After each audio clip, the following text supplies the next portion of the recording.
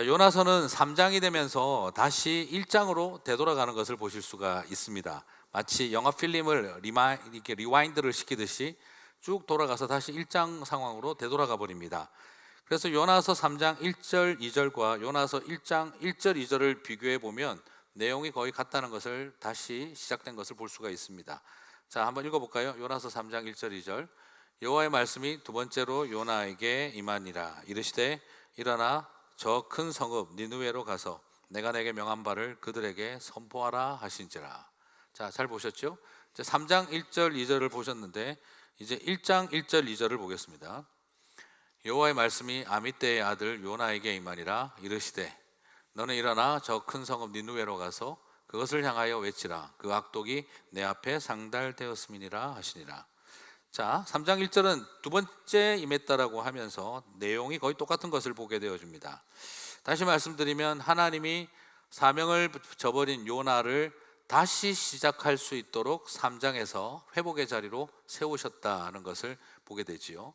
자, 하나님의 회복을 받고 사명의 길을 가도록 딱 사명을 받고 나서 물고기가 토하자마자 땅 내리니까 웰컴 니느웨 이렇게 입간판이 서 있는 상황이었을까요? 자, 문제는 물고기가 니느웨 앞에다가 토했겠지라는 우리의 막연한 생각입니다. 참고로 말씀드리면 니느웨는 해안 도시가 아니라 메소포타미아 평야 한가운데에 있는 아수르의 수도입니다. 다시 말씀드리면 바닷가가 무지 멀다는 뜻입니다. 그러므로 니느웨에서 물고기가 토하자마자 땅 내리니 니느웨네 하는 이런 땅 맞아 떨어지는 그런 구조가 아닙니다. 그래서 요나서 2장 11절을 보면 요나를 육지에 토하니라 했지 니느웨 앞에 토했다라고 표현이 없습니다. 그러므로 메소포타미아 대평원, 그 반달 모양의 메소포타미아 평원에 있는 거기까지 물고기가 데려다 줄 수도 없는 곳이고요. 그래서 물고기가 토한 곳으로부터 요나는 그 니느웨까지 육로를 따라 걸어가야 했다라는 것을 볼 수가 있습니다. 더구나 물고기 뱃속에서 나왔으니까 옷도 돈도 먹을 것도 완전히 없는 빈털터리 거지 같은 상황에서 그는 길을 가야 했습니다. 자, 이런 상황에서 그가 니느웨까지 길을 갔습니다. 정말 죽을 고생을 했을 것입니다. 자, 이 정도 고생했으면 사람이 어떻게 될까요? 자, 사람이 자신의 아집과 불순종으로 고집 피우다가 목숨을 잃어버려 다시 사흘 만에 살아난 것과 같은 그런 경험들을, 그 고통을 경험하면 뭐 배우는 게 있어야 되지 않겠습니까? 자, 이런 과정을 겪으면 요나가 당연히 깨달음이 있고 그리고 생각이 달라지고 삶의 태도가 분명히 변화가 일어나야 하는 건 지극히 당연한 이야기입니다. 자, 그런데 뭐 달라진 것 같긴 한데 이게 달라진 건지 애매한 모습이 요나의 모습이에요. 니느웨로 가는 걸 보니 순종하는 것 같기도 하고 열심히 선교하고 전도하는 걸 보니 선지자 사명을 회복한 것 같기도 한데, 여러분 3장을 아까 읽어보셨지만 느낌이 어떠십니까? 찜찜하네 하는 느낌이 계속 따라와요. 자, 여전히 눈 가리고 아웅입니다. 그래서 오늘 본문은 요나의 순종과 하나님의 선교가 아닙니다. 자, 선지자든 누구든 사람이 죽음을 경험하고 다시 부활하는 것 같은 그런 경험을 했습니다. 더더구나 고통을 이런 엄청난 고생과 자신의 한번 잘못된 판단과 그 고집과 아집 때문에 무지막지한 고통과 대가를 치루었습니다. 그런데 제가 저 자신을 쳐다봐도 그렇고 사람들을 봐도 그렇고, 사람이 큰 인생의 고통을 경험한다고 다들 뭔가 배우는 건 아니다 하는 생각을 하게 됩니다. 말 그대로 정말 죽을 고생을 한 다음 이렇게 살아서는 안 되겠구나 분명한 깨달음을 얻는 분들이 있고, 또 다른 한 분들은 제가 자주 쓰는 표현이지만 혀가 빠지게 고생하다가 혀만 빠지시는 분들이 꽤 있습니다. 말씀에 순종한다 경험하는 그 고난도 아니고 아집과 불순종으로 인해서 그만큼 대가를 치루었으면 이젠 좀 깨달음과 배움이라는 게 있어야 할 텐데, 그런 것은 없고 뭐만 남느냐면 내가 잘못해서 이 고통을 당했다라는 생각을 통해 배우려고 하지 않고 그때 너무 힘들고 자존심 무지 상하고 정말 힘들었다는 기억만 끝까지 붙드시는 분들이 있습니다. 고통과 고생만 남고 내 가슴 속에 분노와 악만 쌓아가는 경우들을 발견하게 되어집니다.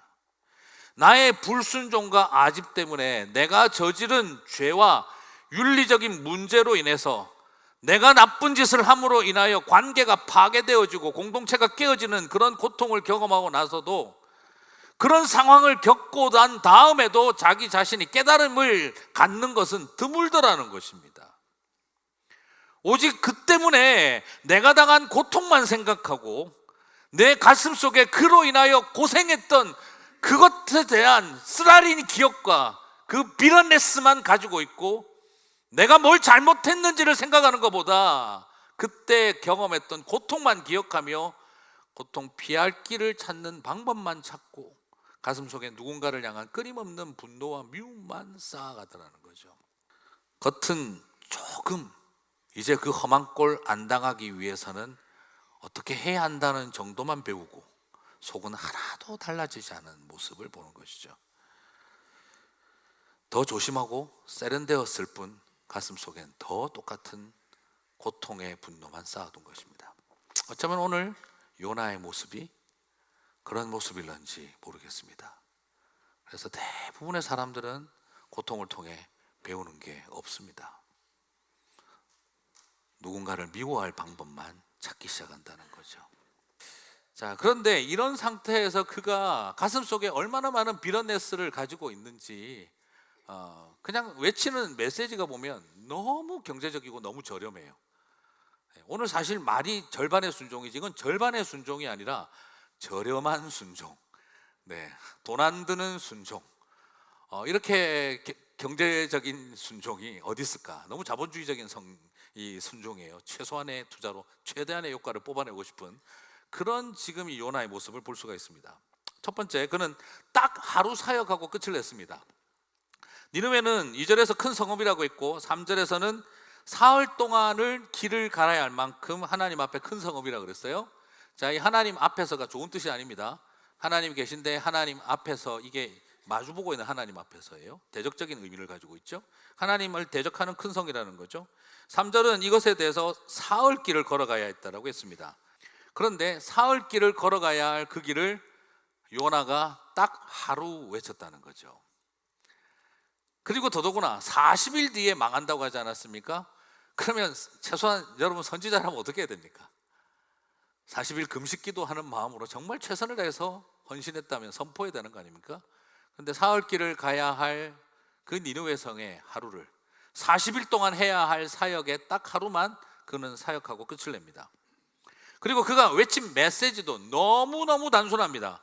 40일이 지나면 니느웨가 망하리라, 무너지리라.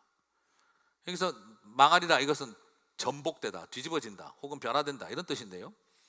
실제 히브리어로는 단어가 몇 개가 쓰였냐 그러면 4단어가 쓰였습니다. 4단어가 쓰여졌어요. 회개를 촉구하지도 않고 간절히 외치지도 않고 그냥 간단하게 회개라는 말도 없이 니네들 40일 지나면 망한다, 요 말만 하고 다닌 거예요. 여러분 참 놀랍지 않습니까? 물고기 뱃속까지 들어갔다 나와서 할 말이 그렇게 없을까요? 남들이 경험하기 그 힘든 엄청난 간증을 경험해놓고 그렇게 할 말이 없었을까요? 사흘이나 죽었다가 살아난 것과 똑같은 자리를 경험해놓고 부활을 경험해놓고 이런 소리가 할 말이 그렇게 없었을까요? 가슴이 없는 선지자, 입술만 있는 가슴이 없는 선지자였습니다. 아니면 여전히 민족적 적개심과 이스라엘의 번영을 위해서 이 니느웨는 망해야 한다는 고집스러운 자기 아집은 전혀 버리지 않고 있었다는 걸 보게 되는 거죠. 순종은 한다. 하지만 내 생각은 순종하지 않는다. 요나가 보여준 모습이었습니다. 저는 이것을 요나의 사회생활이라고 말씀드리고 싶습니다. 무슨 말이죠? 겉으로는 웃으면서 속으로 칼을 갈고 있다면 여러분은 사회생활이 시작된 것입니다. 지금 사회생활 많이 하고 계시죠? 네. 안타까운 것은 교회에 오셔도 사회생활을 하시는 분들이 있습니다. 속으로 칼을 갈면서 겉으로 웃고 순종합니다. 교회까지 오셔서 사회생활 꼭 하셔야겠습니까? 하나님과의 관계에서도 속으로는 순종하지 않으면서 겉으로는 순종합니다. 영적 생활이 아니라 하나님과도 사회생활을 하고 있습니다. 오늘 그것이 요나의 모습입니다. 목사인 저도 사회생활 안 하고 싶습니다. 오늘 우리가 발견되어지는 이 황당한 상황들을 우리가 바라보면서 충격을 받습니다. 요나는 이렇게 순종했구나 하는 것이죠. 요나는 어떤 의미에서 이들의 회개를 바라지 않았습니다. 그리고 그들이 회개할 거라고 생각도 안 했습니다. 왜냐하면 이 니느웨 사람들은 웬만큼 독한 사람들이 아니었기 때문이죠. 가장 잔인하고 지독한 인간들이었습니다. 나훔 3장 1절을 보면은요, 니느웨에 대해서 나훔 선지자는 이렇게 묘사합니다. 화 있을진저 피의 성이요, 그 안에는 거짓이 가득하고 포악이 가득하며 탈취가 떠나지 아니하는도다. 니느웨가 어떤 도시라고요? 피의 도성이라고 말하고 있습니다. 이런 자들이, 이런 지독한 사람들이 잔인함을 자신들의 용맹함으로, 그리고 무자비함을 자신들의 위대함으로 자랑하고 있던 이 사람들이 회개를 한다, 있을 수가 없는 일인 것이죠. 그런데 황당하게도 요나 입장에서 군시렁거리고 지나가고 있는데 회개가 일어나기 시작을 한 거죠. 딱 4단어 하루길만 던졌는데 어떻게 그들이 회개를 했을까? 자기들끼리 답을 찾고 있습니다. 회개의 방법을 찾고 있습니다. 회개해 본 적도 없는 사람들이, 고대 왕국 중에서 가장 잔인했던 사람들이, 회개해 본 적도 없는 이 사람들이 방법도 모르면서 회개할 방법을 찾고 있습니다. 5절을 보니까 하나님을 믿고 금식을 선포하고 높고 낮은 자를 막론하고 굵은 베옷을 입었습니다. 6절에서는 왕이 왕복을 벗고 잿더미 위에 앉았습니다. 백성들이 회개를 시작하니까, 하나님을 믿고 회개하니까 왕이 놀래가지고 옷을 벗고 회개를 시작합니다. 굉장히 민주적인 나라입니다. 국민들의 그 부르짖음을 왕이 듣고 놀래서 깜짝 놀래가지고 자기도 회개하는 자리에 간 거예요. 도대체 이런 일이 일어날 수가 있을까? 7절에서는 왕과 대신들이 조서를 내려서 국가적으로 사람이나 짐승이나 소나 양이나 물도 입에 대지 말고 금식을 하라고 선포합니다. 그리고 짐승까지 베옷을 입히고 힘을 다해 부르짖고 너희들이 손과 발로 행한 악한 길을 끊어버리고 강포를 떠나라고 선포하고 있습니다. 중요한 의도는 뭐가 있습니까? 이런 방법론을 가르치고 있는 게 아니라 그들이 얼마나 회개함에 있어서 중심의 간절함이, 그 진정성이 드러나고 있는지를 발견할 수 있는 대목들이죠. 금식하고 부르짖고 하나님을 믿고 강포를 돌이키고, 그리고 전적으로 여호와께 부르짖으며 나아가고 있습니다. 그러면서도 우리가 회개했으니 될 거야 라고 단순하게 생각하기보다 하나님의 주권에게 그 용서하심을 맡기고 있습니다. 9절을 보니까 하나님이 뜻을 돌이키시고 그 진노를 그치사 우리가 멸망하지 않게 하시리라. 그렇지 않을 줄을 누가 알겠느냐. 오히려 이들은 여기에서 어떤 모습을 보이죠? 하나님의 주권을 바라보고 있습니다. 우리의 회개도 의가 될 수 없다. 그러나 혹시라도 그분이 용서해 주실지 알겠느냐 하며 오히려 진실한 믿음을 보여주고 있습니다. 5절을 보니까 니느웨 사람들이 하나님을 믿고 금식을 선포하고 라고 하고 있습니다. 여러분, 신약의 바리새인과 제사장들에게서도 보지 못했던, 구약에서 찾기도 어려운 믿음의 이야기가 어디에서 나오고 있다는 거죠? 이방인들인 이 니느웨 사람들에게서 믿음의 역사가 일어나고 있습니다. 예수님께서 내가 이런 믿음을 이스라엘에서 본 적이 없노라 하셨던 그 이방인 백부장 같은 그 믿음을 지금 니느웨 사람들이 보여주고 있는 것이죠. 갑자기 요나서가 신약 성경인 것처럼 헷갈릴 정도입니다. 얼마나 간절합니까? 여기서 너무 대조되는 것은 선지자 요나입니다. 스올의 바닥까지 내려가서 물고기 뱃속에 들어가서 사흘을 죽었던 사람, 이런 요나보다 회개가 뭔지도 모르는 니느웨 사람들의 회개는 훨씬 더 진정성을 발견하게 되어집니다. 너무나 놀랍게도 요나서는 그들의 돌이킴이 하나님의 돌이킴을 초래했다라고 적고 있습니다. 여러분, 요나는 독한 마음으로 다시스로 내려가고 독한 마음 먹고 다시 니느웨로 내려가고, 독한 마음으로 다시 다시스로 내려가고, 독한 마음으로 배밑까지 내려가고, 독한 마음으로 바다 밑에까지 내려가지만 그는 돌이킨 적이 없습니다. 그런데 니느웨는 마음뿐만 아니라 행위까지 진심으로 돌이키고 있습니다. 그래서 9절을 같이 한번 볼까요? 같이 읽겠습니다. 하나님이 그들이 행한 것, 곧 그 악한 길에서 돌이켜 떠난 것을 보시고 하나님이 뜻을 돌이키사. 여러분, 9절 앞부분에 굉장히 인상적인 표현이 뭐죠? 그 악한 길에서 돌이켜 떠난 것을 보시고 하나님이 뜻을 돌이키사. 그렇습니다. 오늘 우리는 여기에서 발견하는 것처럼 마치 요나서 1장에서 이방의 배를 향해서 풍랑이 그쳤던 것처럼 니느웨를 향한 심판이 그치고 있는 것을 보게 되어집니다. 이방인들의 돌이킴이 하나님의 돌이킴을 만들어냅니다. 이방인들이 드리는 예배와 기도가 하나님의 돌이키심을 만들어내는 이야기를 우리는 1장과 3장에서 연이어 발견하게 되어집니다.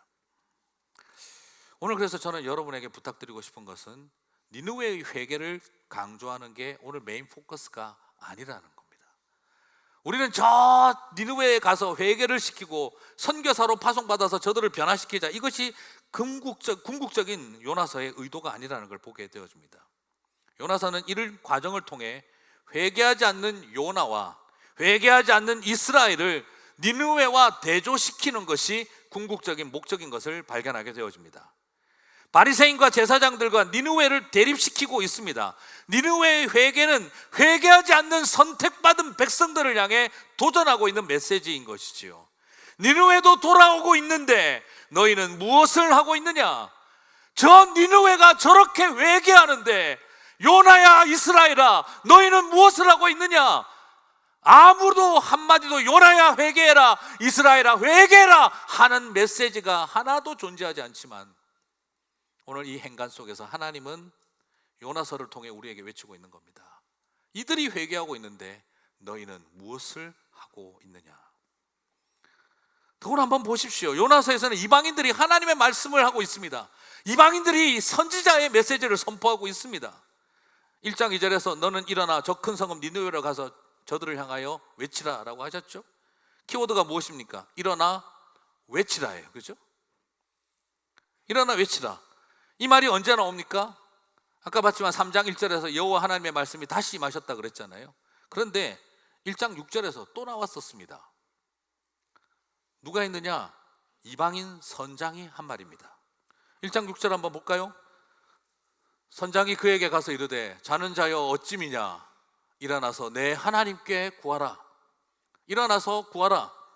1장 2절에서 하나님 일어나서 외치라. 저 구하라는 히브리어 단어는 1장 2절에 외치라는 단어와 히브리어로는 똑같습니다. 히브리어 동사로는 구하라는 말과 외치라는 말이 똑같은 단어입니다. 한글 번역이 그냥 다르게 했을 뿐입니다. 무슨 말입니까? 요나가 아마 자다가 깜짝 놀랐을 거예요. 이거 얼마 전에 들었던 말인데, 일어나 외치라. 일어나 외치라. 지금 누가 말하고 있습니까? 이방인 선장이 하나님의 말씀을 요나에게 대언하고 있는 것입니다.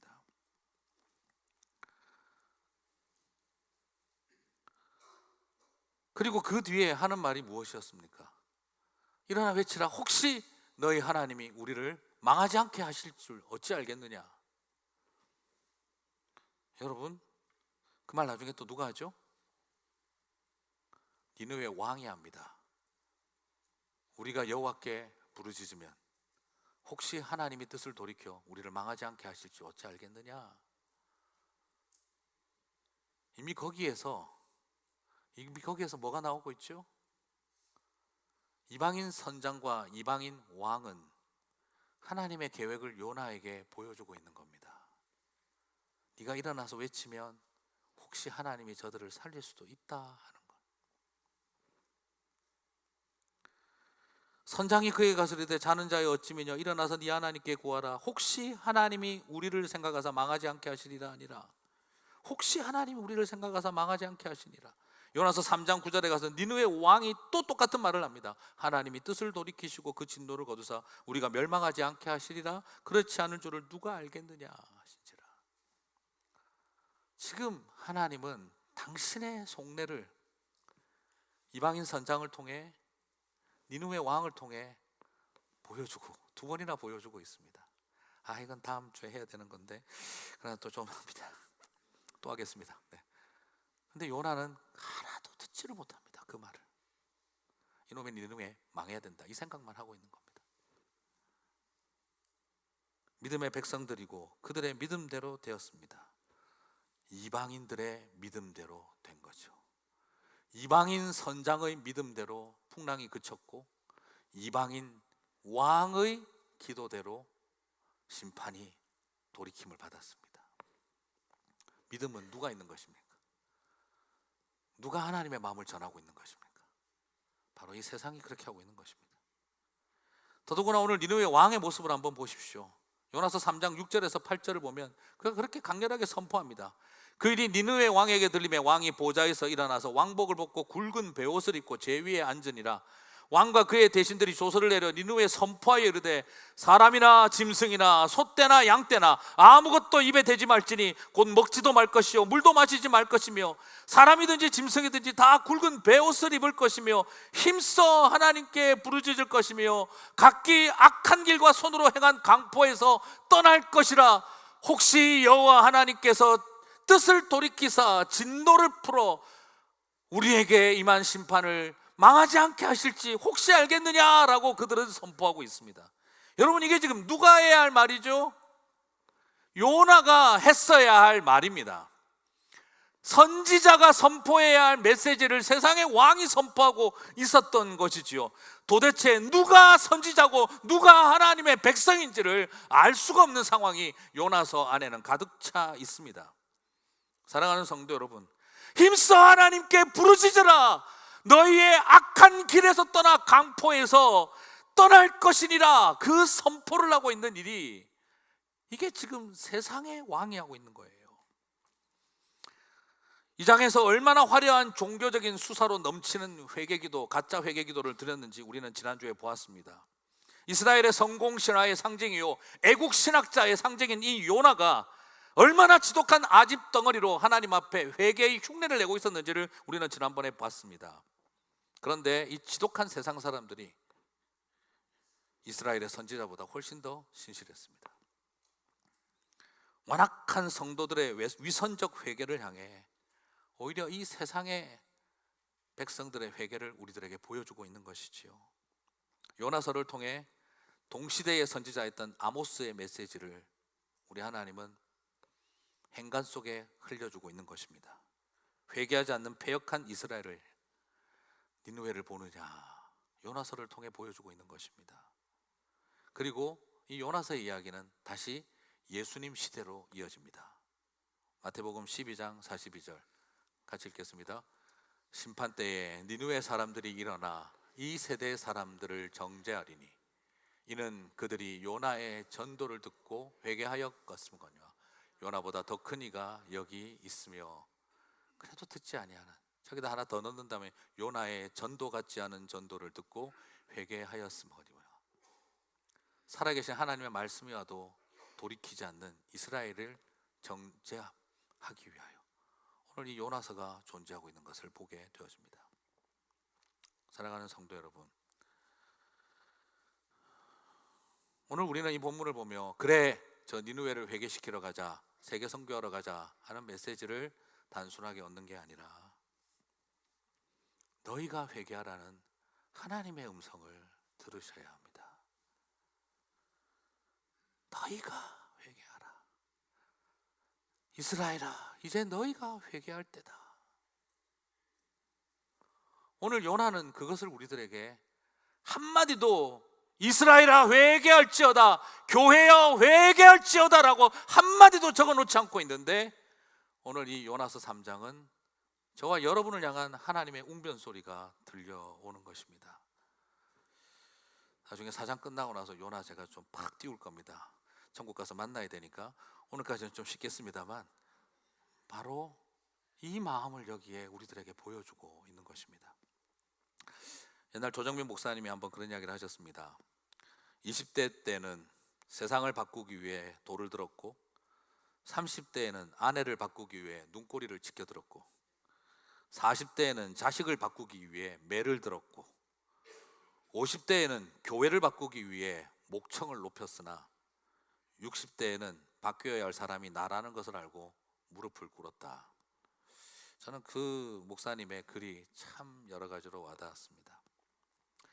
니느웨 바꾸겠다고 말하고 그들을 회개시키러 가자. 그것이 요나서의 메시지가 아니라 회개할 것은 너였단다 라고 말씀하시는 하나님의 음성을 저와 여러분이 듣게 되시기를 바랍니다. 나중에 혹시라도 이스라엘이 아수르에게, 결국 아수르에게 망했잖아요, 그죠? 이 회복된 아수르 때문에 북이스라엘이 망하지 않습니까? 그럼 그게 요나 때문일까요? 그리고 이런 요나에게 사명을 주신 하나님 때문일까요? 얼뜻 보면 요나가 니느웨를 회복시키는 바람에 북이스라엘이 망했죠? 물론 그렇게 얼뜻 보면 그렇습니다. 그러나 요나서의 메시지는요, 아까 말씀드렸습니다. 니느웨의 회복이 아니라 누구를 향한 회개의 메시지죠? 이스라엘의 회복을 향한 메시지였습니다. 의도는 뭘까요? 니느웨가 이렇게 회개하여 하나님의 뜻을 돌이켰다면 이스라엘아, 너희가 회개하면 내가 어떻게 하겠느냐? 당연히 하나님이 뜻을 돌이키지 않으시겠느냐? 저 악독한 사람들의 진정한 회개의 진정성 하나만으로도 내가 저들을 다시 살렸다면 북이스라엘아, 너희들도 다시 살 수 있다. 오늘 이 메시지는 단지 회개하라가 아니라 너희의 살 길을 가르쳐 주겠다라는 메시지입니다. 니느웨도 사는데 하물며 너희겠느냐라는 것이죠. 그래서 요나는 이스라엘의 망할 길을 열고 있는 것이 아니라 이스라엘에게 살 길을 가르쳐 주고 있었던 것이지요. 물론 이것이 양날의 검이기도 했습니다만 요나 때문에 요나가 니느웨를 회복시키는 바람에 이스라엘이 망한 게 아닙니다. 하나님이 니느웨를 회복시킨 목적은 이스라엘 망하게 하는 것이 궁극적 목적이 아니라 뭐가 진짜 살 길인지를 보여주기 위해서 그들을 살려놓으셨던 거죠. 그런데도 불구하고 니느웨도 이렇게 사는데 너희는 어떻게 할 거냐 하는 답답함이 하나님의 마음속에 있었던 것이지요. 그래서 이스라엘의 살 길을 보여주기 위해 등장했던 니느웨의 회복이 결국에는 이스라엘의 완악함으로 인하여 자신들의 망할 길이 되고 말았다는 것을 우리가 보게 되어집니다. 그러므로 우리가 알아야 할 것은 요나 때문에, 그 요나에게 사명을 주신 하나님 때문이 아니라 아무리 살 길을 보여줘도 그 길을 찾지 못하는 하나님의 백성들의 완악함에 대해서 오늘 우리들이 스스로가 망할 길을 걸어갔다라는 걸 보여주고 있는 것입니다. 이스라엘은 살 길이 없어서, 살 길을 몰라서 망한 게 아니라 그 살 길을 선택하지 않았기 때문이었습니다. 그리고 그 모든 책임을 요나와 하나님에게 돌리고 있었던 것이지요. 사랑하는 성도 여러분, 오늘 요나의 이야기를 우리가 살펴보면서 저와 여러분에게도 내 안에 요나가 있음을 고백하고, 오늘 니느웨를 회개시킨 걸 자랑스러워하는 것이 아니라 여전히 회개하지 않는 내 모습을 바라보면서 다시 하나님 앞에 엎드리는 저와 여러분 되시기를 주님의 이름으로 축복합니다.